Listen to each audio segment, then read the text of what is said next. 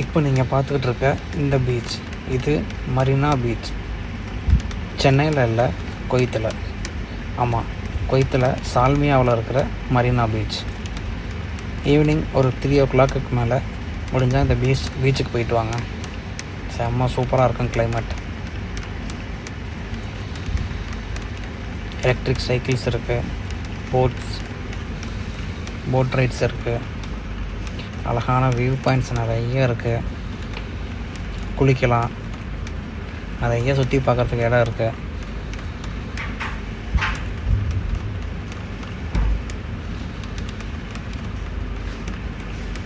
சால்மியாவில் போய் இறங்குனீங்கன்னா பக்கத்துலேயே தான் இருக்குது.